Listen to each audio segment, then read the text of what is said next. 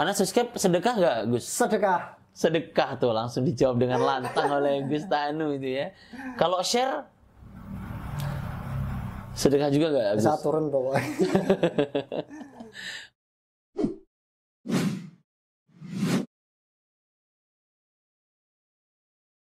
Assalamualaikum warahmatullahi wabarakatuh. Waalaikumsalam warahmatullahi wabarakatuh. Sahabat Mida, dimanapun Anda berada, kita berjumpa lagi dalam sesi pertemuan kita di kanal YouTube Mida Channel dalam segmen podcast Sahabat Mida. Kita sapa dulu nih sahabat-sahabat yang ada di Pulau Sumatera. Assalamualaikum. Pulau Jawa, Pulau Kalimantan, Pulau Sulawesi, dan Pulau Papua atau pulau-pulau yang ada di seluruh penjuru Nusantara ini. Kami ucapkan selamat bergabung kembali di dalam segmen podcast Sahabat Mida ini. Saya Rizky Hetsul Haq, ketua dari Yayasan Mitra Dai Indonesia, dan alhamdulillah malam ini kita sudah ketemu dengan salah satu sahabat karib saya juga yang sepak terjang dakwahnya, karirnya juga amburadul. Bisa kita ambil nih pelajaran-pelajaran dan juga hikmah-hikmah lah ya. Beliau adalah Gus Tanu. Beliau datang dari Bojonegoro, dan lagi-lagi para narsum-narsum kita di sini nih adalah orang-orang yang sangat padat, jam terbangnya tinggi, tapi masih menyempatkan diri untuk mau berbagi, sharing kepada teman-teman sahabat Mida semua nih. Ya, jadi nggak sabar nih kita mau ketemu lagi, mau langsung kenalan gitu ya sama narsum kita hari ini. Insya Allah adalah Gus Tanu Negara. Udah dekat nggak mampir ya. Nah betul, biar nambah berkah Gus. Katanya kan silaturahmi ki nambah berkah toh. Iya, makanya yang jauh-jauh. Kemarin tuh saya habis ngaji silaturahmi. Ngaji silaturahmi, iya, Masya Allah. Gimana tuh? Puasa, alhamdulillah. Katam kitab silaturahmi, tempat tipis kitab. Ada kitab namanya kitab silaturahim. Ada kitab silaturahim, itu memang kitabnya memang untuk puasa-puasa ya, untuk kalau di Jawa biasanya di pesantren itu kan namanya kitab petuk. Kitab petuk. Iya, kitab petuk itu biasanya sudah ada maknanya sedikit-sedikit, tapi kitab itu memang diperuntukkan untuk ngaji bulan puasa. Oh, untuk saya ngaji bulan puasa. Saya nyari kitab yang kecil-kecil lah yang cepat katamnya gitu. Iya. Tapi temanya, bahasannya semua tentang silaturahmi. Oh, baru tahu tuh sahabat. Itu kitabnya biasanya itu nukil-nukilan dari beberapa kitab, terus dikumpulkan dari menjadi satu kitab. Pastinya ada rujukannya ya, dari dalil, hadis yang menguatkan bahwasanya mungkin kepentingan silaturahmi itu ya. Oh iya. Masya Allah, itu kita belum apa-apa juga langsung dapat ilmu tuh sahabat. Oh. Kita jarang nih pastinya berinteraksi ya dengan kitab kuning, kutub turos ya. Dan beliau ini seperti namanya Gus Tanu ini ya, pastinya salah satu orang yang banyak berkecimpung di dalam dunia perkitab kuningan nih.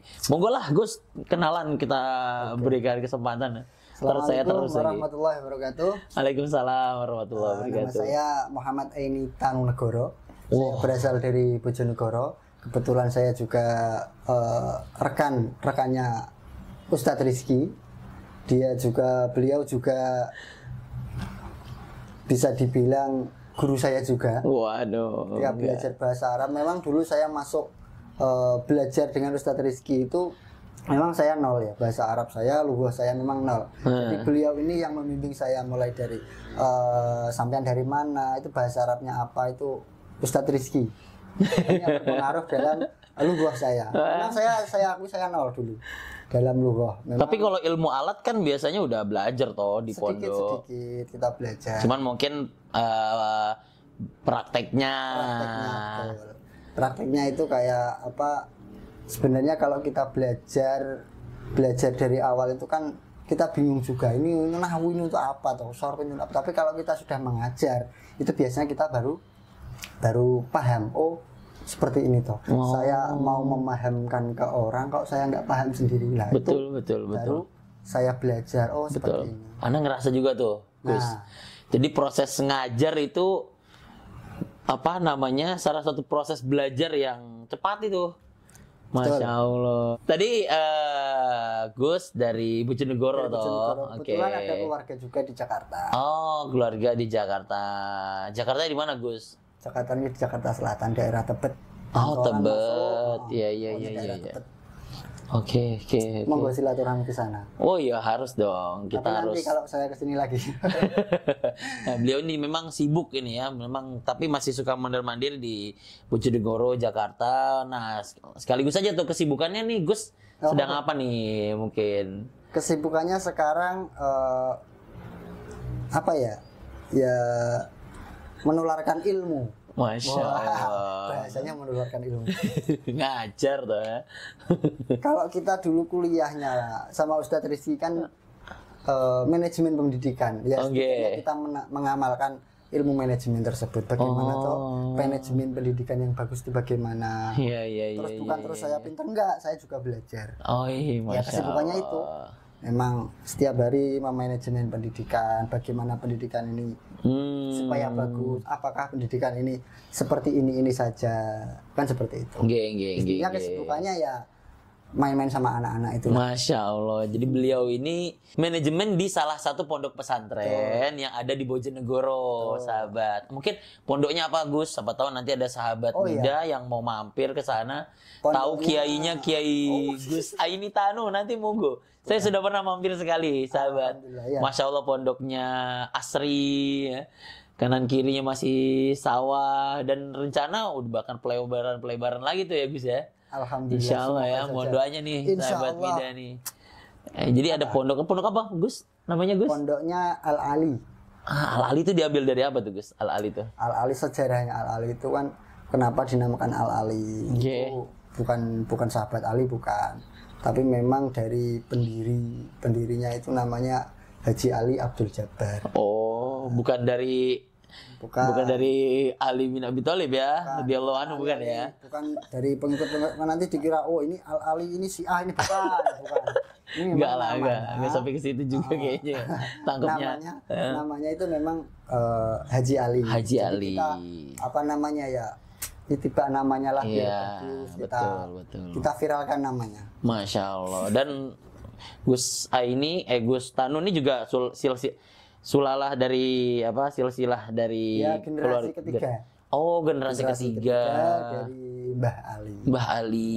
Iya. Memang di Bojonegoro tuh cukup banyak pondok pesantren yang nama pondoknya tuh diambil dari pendiri-pendirinya.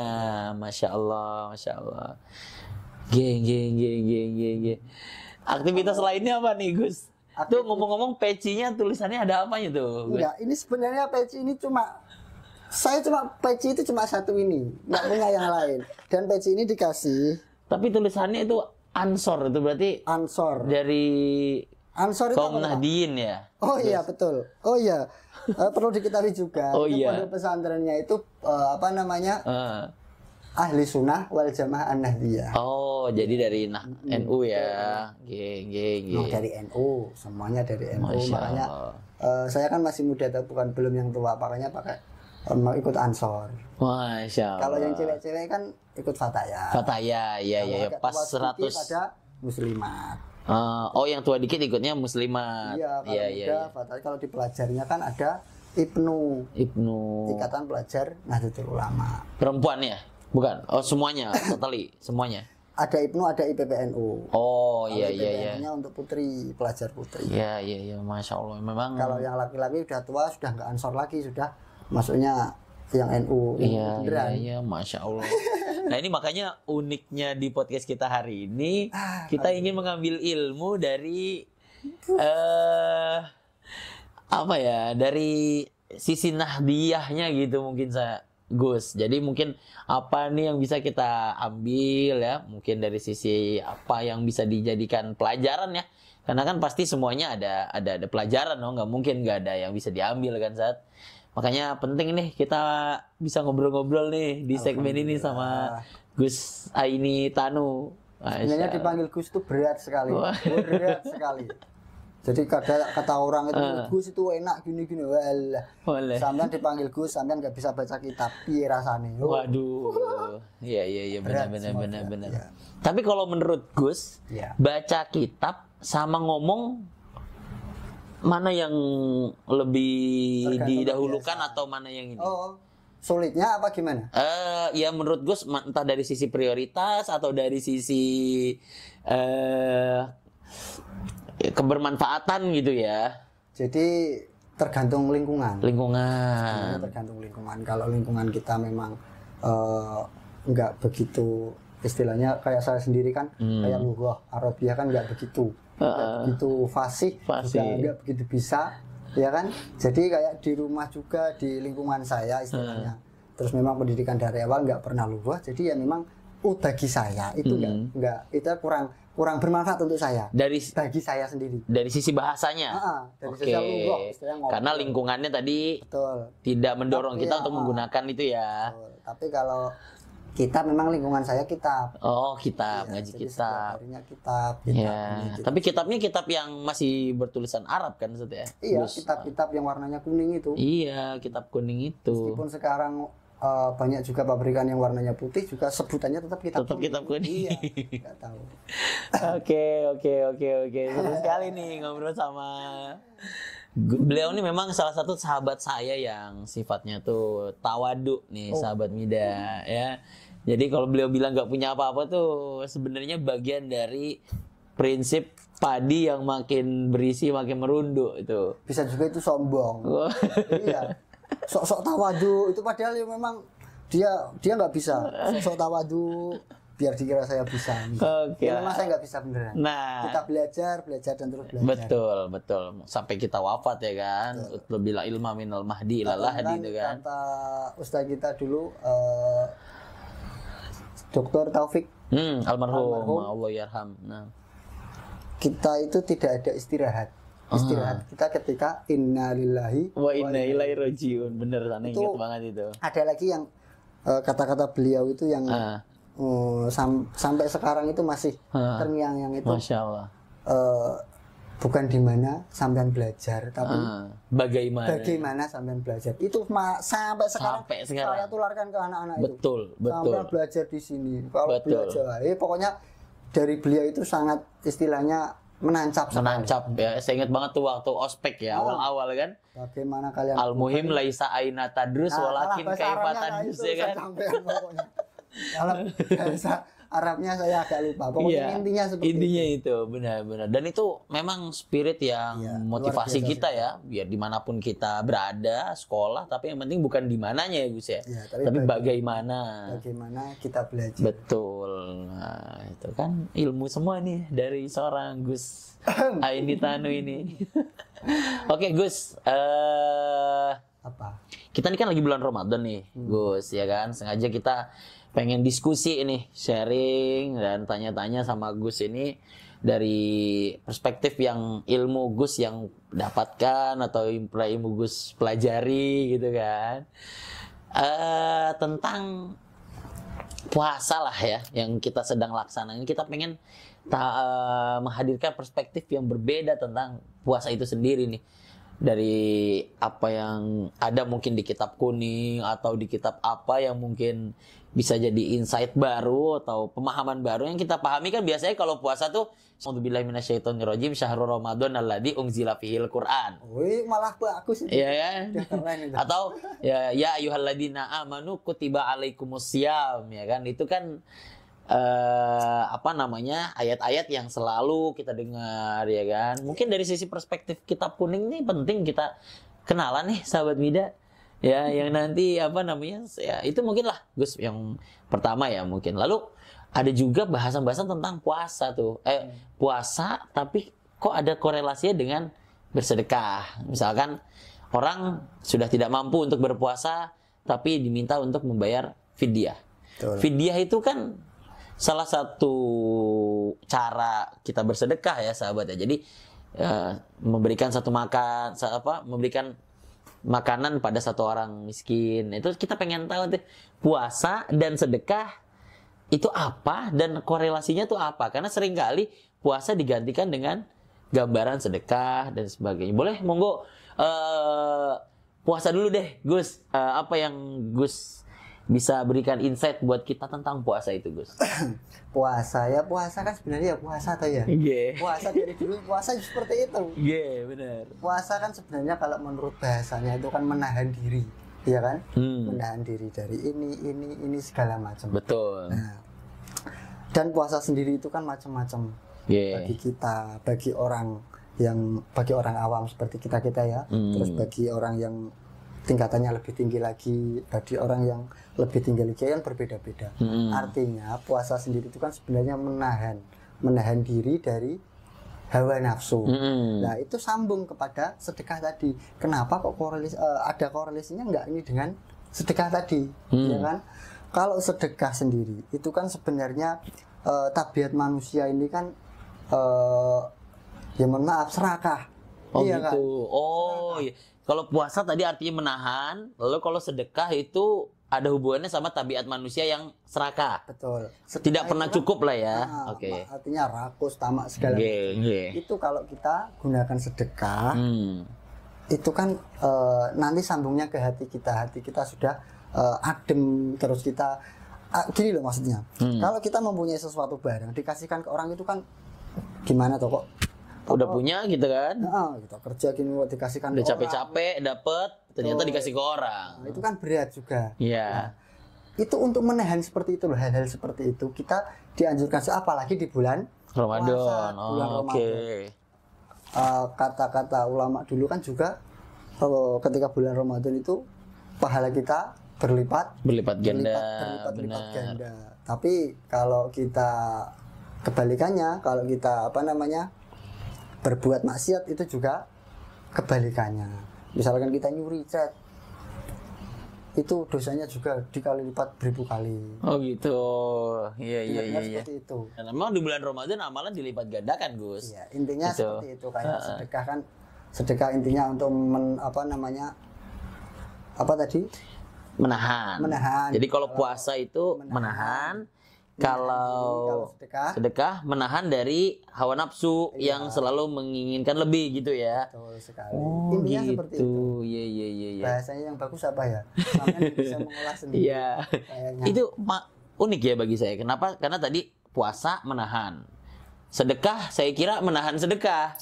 Ternyata yang ditahan bukan sedekahnya tapi rasa kepemilikan yang berlebih kali ya. Lalu dia pengen udah uang selalu ditanam, padahal apa yang kita tanam itu masih ada hak orang lain, Gus ya. Iya.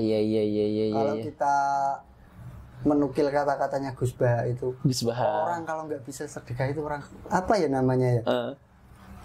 Kita sudah dikasih rizki. Contohnya kita logikanya kan gini.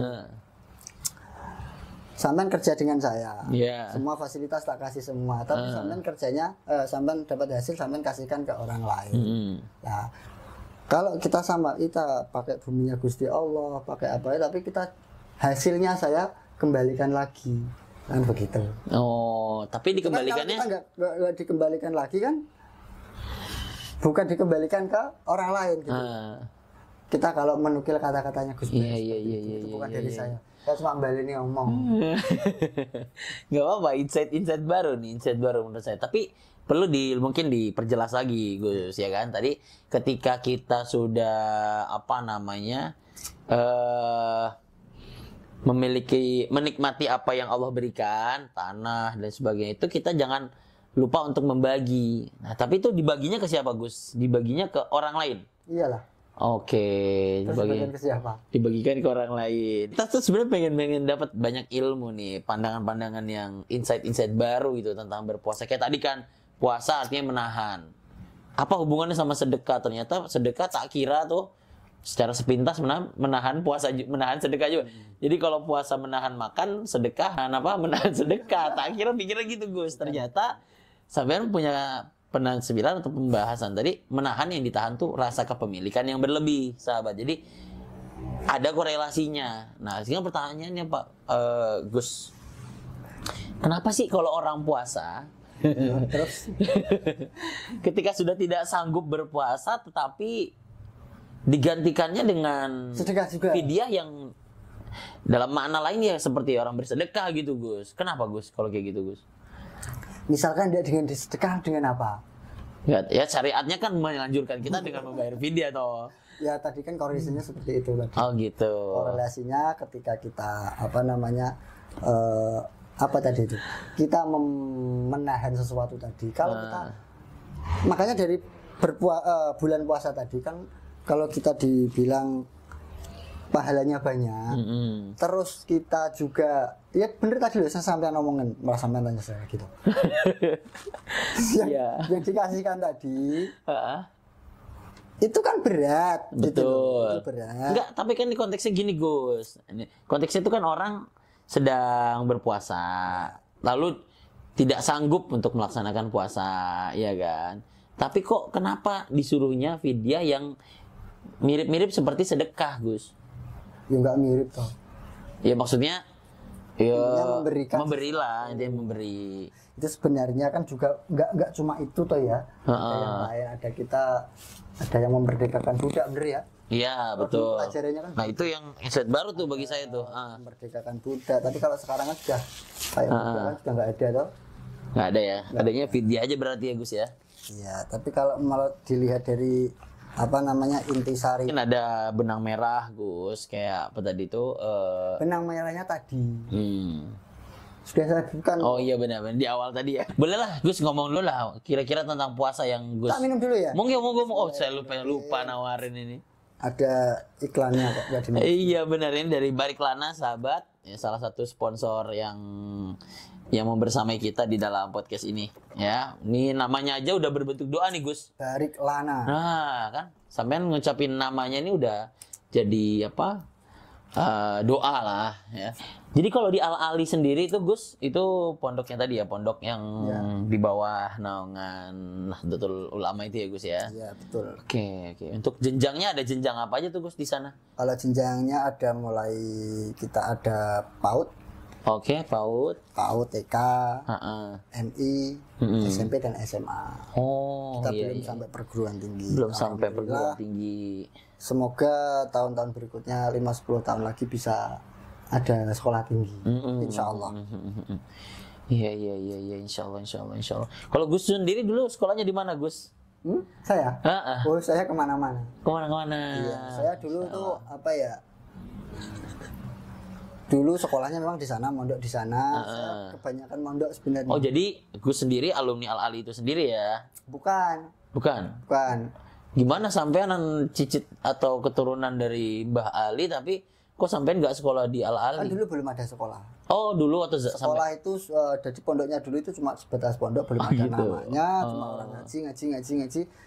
Seiring berkembangannya zaman ada sekolah.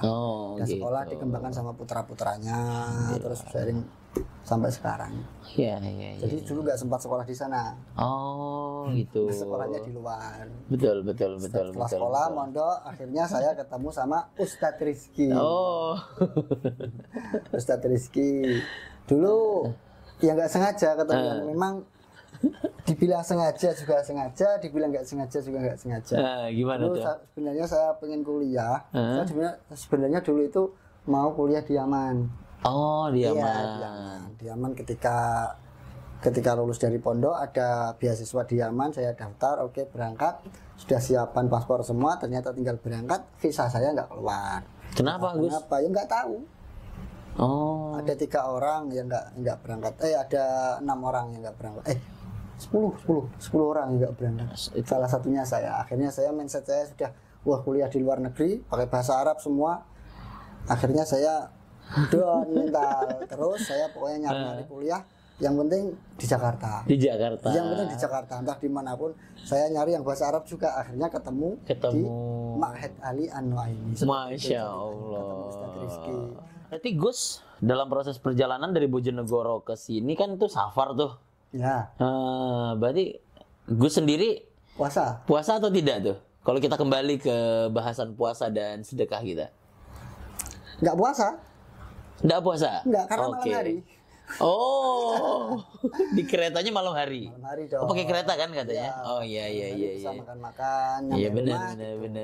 Kan Nggak puasa. Tapi kalau siangnya? Biasanya puasa. Puasa. Ya, tetap kita sahur ketika belum nyampe pasar Senen kemarin ya sahur dulu lah, entah roti entah apa kita sahur dulu. Tapi sebenarnya boleh kok nggak puasa karena menurut jarak juga. Siap. Apa alasan Gus tetap berpuasa? Saya nggak menemukan alasan saya untuk nggak berpuasa. Jadi apa alasan saya nggak puasa ini loh apa? Oh gitu. Iya, jadi ya tetap puasa. Iya. Karena haus tidak. juga enggak, asli juga enggak haus. Kan Iya. Tapi kan jaraknya Kalau- lebih dari 81 km. Iya, tapi kalau sampai sekarang kan kayak sholatnya masih saya jamak semua. Masih dijamak semua. Jamak kosor lagi. Oke, berarti ada juga kondisi di mana ketika kita mungkin perjalanannya jauh, tapi kalau kondisi sekarang tidak seperti zaman dulu ya, Iya. jalan kaki, panas-panasan. Ini kan tinggal duduk santai kan? Tinggal duduk, kereta juga ada AC-nya, ya kan? Turun dari mobil ada Grab AC-nya juga. Iya. Jadi nggak ada alasan untuk Tidak ada nggak puasa. alasan. Masya Allah, hebat sekali. Baik, Gustanu. Berarti tadi Gustanu ketika dalam perjalanan tetap memilih untuk berpuasa ya Gus ya? Iya dong. Oke, karena memang tidak ada hal yang Yang menjadikan memberatkan, alaskan atau memberatkan untuk Kalau berpuasa. dulu kan jalan kaki ada alasan haus. Sekarang Iya, betul.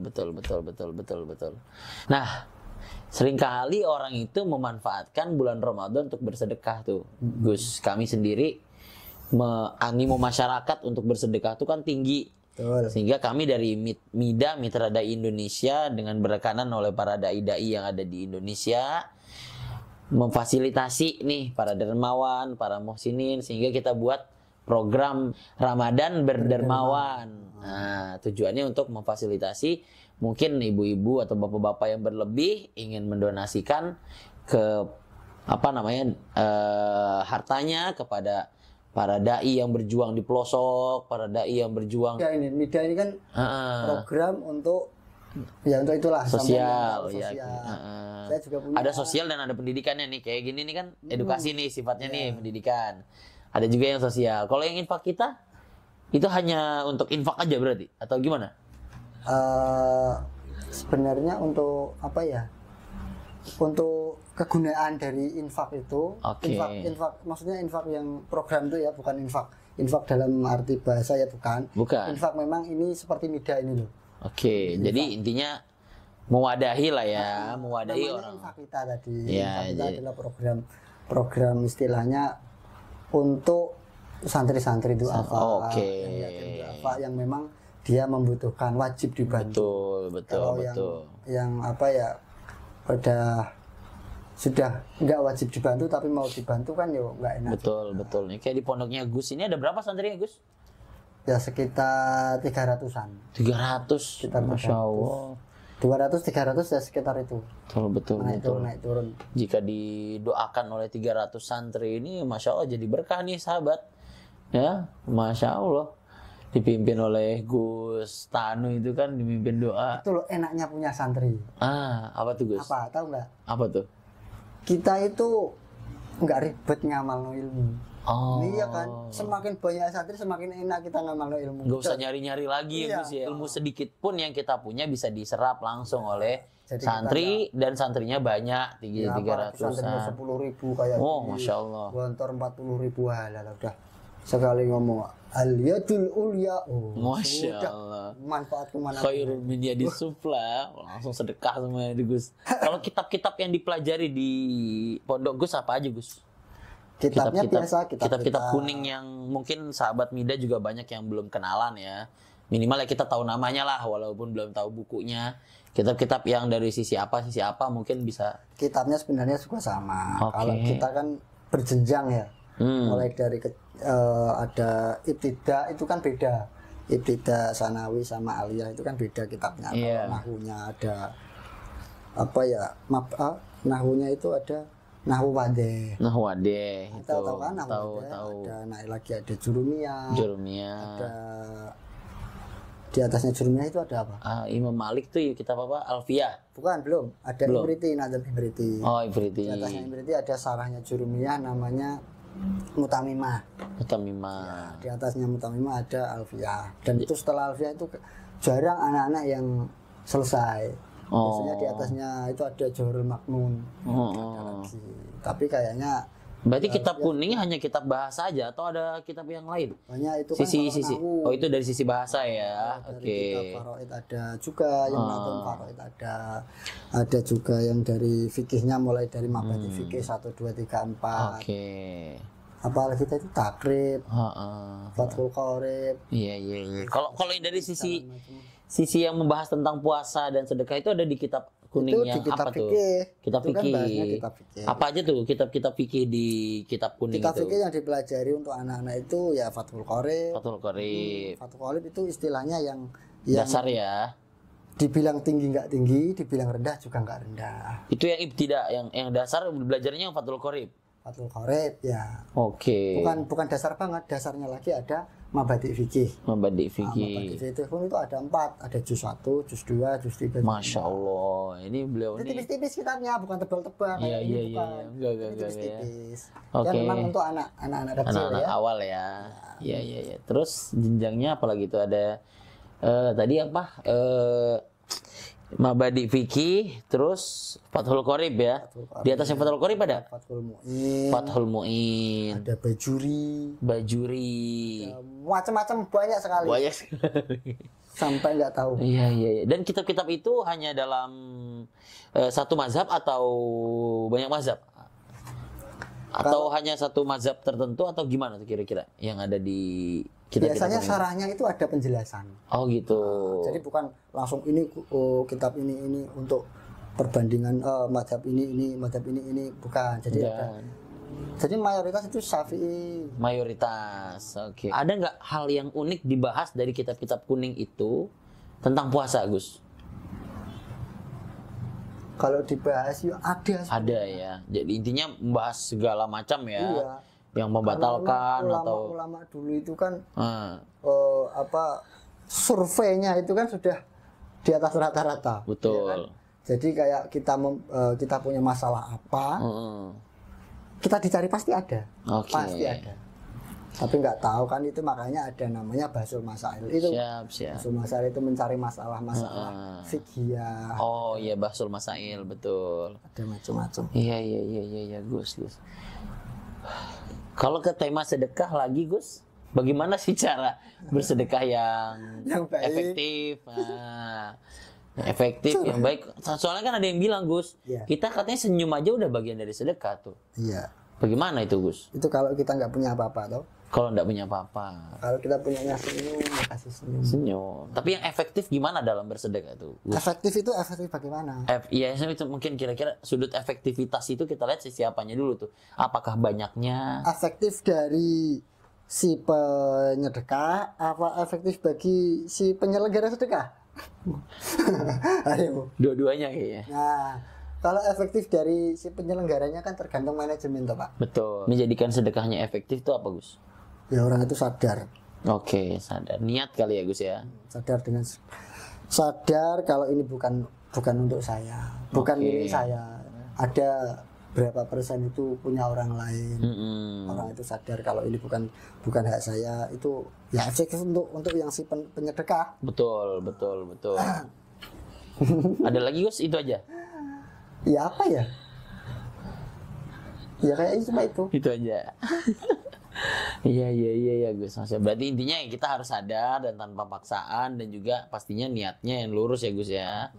Oke, Gus Tanu, kayaknya kita udah banyak sekali tuh tadi insight-insight yang unik kita bahas dalam tema kita di sekitaran obrolan lah, bukan tema, obrolan kita seputar puasa dan sedekah. Ada teman? Ada sedekah itu kan kalau bisa menjauhkan dari banyak. Oke.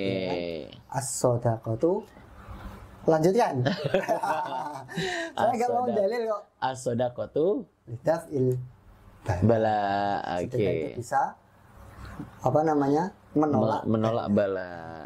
Jadi dulu ada cerita itu orang yang gimana sudah tuh, Gus? punya penyakit kronis nggak bisa sembuh-sembuh. Oke. Ditanya, sampean punya apa? Aku punya cuma ini. Sing sampean paling sukai apa selain istri? Kalau istri jangan ya.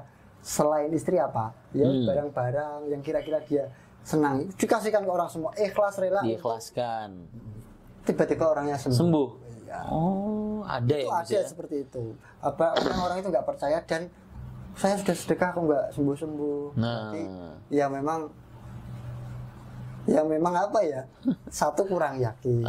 Kalau dia sudah yakin beneran, ya memang nggak tahu, memang bukan jalannya itu. Oh, iya iya Karena iya. memang iya. hadisnya as-shadaqatu lidaf'il bala itu memang Ada ya. Iya, ada. Betul. Dan pastinya kita niatkan yang pertama ya untuk Allah Subhanahu wa taala pasti ya Gus ya. Gus Tanu, kita masuk ke sesi terakhir nih. Terakhir. Sesi GPS. Apa itu GPS? GPS itu sesi Jalan-jalan jawab santai. pertanyaan subscriber. Pertanyaannya Jawab. jangan aneh-aneh loh ya. Saya nggak Ya, persiapan, ketemunya seorang Gus nih biasanya pertanyaannya unik-unik gitu ya.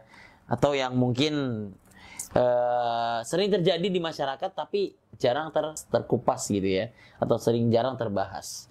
Nah, ini ada pertanyaan dari subscriber nih Gus. Gus Tanu. Masya Allah. Siap.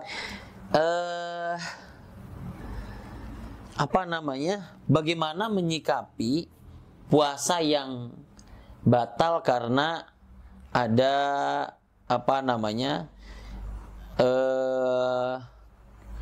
Kondisi yang di luar kendali gitu. Misalkan contohnya misalkan dia sedang dalam perjalanan ternyata tahu-tahu mahnya kambuh parah. Ya, di situ. Bagaimana cara dia menyikapi kondisi itu? Atau mungkin kondisi dia, apakah dia bertahan? Intinya ada kondisi dia berpuasa, tapi tahu-tahu ada masalah besar gitu ya. Misalkan ada kondisi yang berbahaya, apakah dia masih bertahan atau bagaimana Gus? Mohon pandangannya Gus.